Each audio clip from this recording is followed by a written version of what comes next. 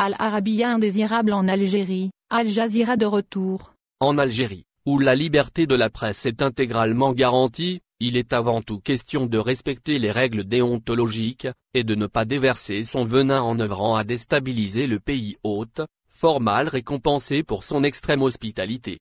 Tout porte à croire qu'une première nouvelle est en passe de s'écrire pour les médias lourds disposant de représentation en Algérie, notamment depuis l'arrivée du président Tebboune, qui a ouvert une nouvelle page avec les bureaux des médias étrangers exerçant dans le pays. Ceux-ci travaillent dans le respect des lois algériennes et ne s'ingèrent pas dans les affaires internes.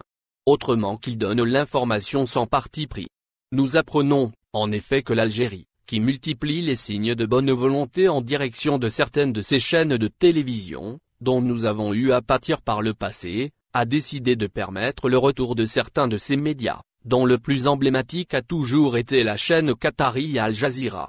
Cette dernière, en effet, devrait rouvrir incessamment en Algérie. Celle-ci devrait signer son retour en grande pompe en assurant la couverture médiatique du référendum populaire prévu le 1er novembre prochain autour de la révision constitutionnelle.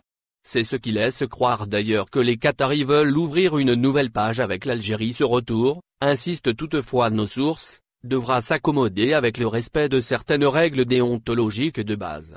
Il s'agit, expliquent nos sources, de se borner à exercer convenablement son métier, celui d'informer.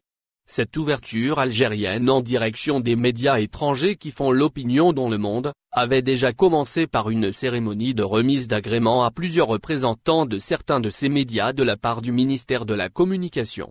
Celui-ci, dirigé par un professionnel qui connaît ce métier sur le bout des doigts, avait imposé des règles de base afin de stopper cette continuelle clochardisation de la fonction de correspondant d'un quelconque média étranger. Nos sources, qui mettent en avant toute la bonne volonté de l'Algérie sous le règne du président Tebboune, excluent cependant le retour de la chaîne saoudienne Al Arabiya. Cette dernière, contrairement aux autres médias étrangers accrédités en Algérie, nous explique-t-on, a maintes fois franchi toutes les lignes rouges et les limites de la décence, en se transformant en un vulgaire organe de propagande et de déstabilisation en dépit de toutes les mises en garde et rappels à l'ordre qui lui avaient été adressés par les autorités algériennes. Nos sources précisent ainsi que cette chaîne ne sera plus autorisée à activer en Algérie, et que la décision en conséquence serait déjà prise.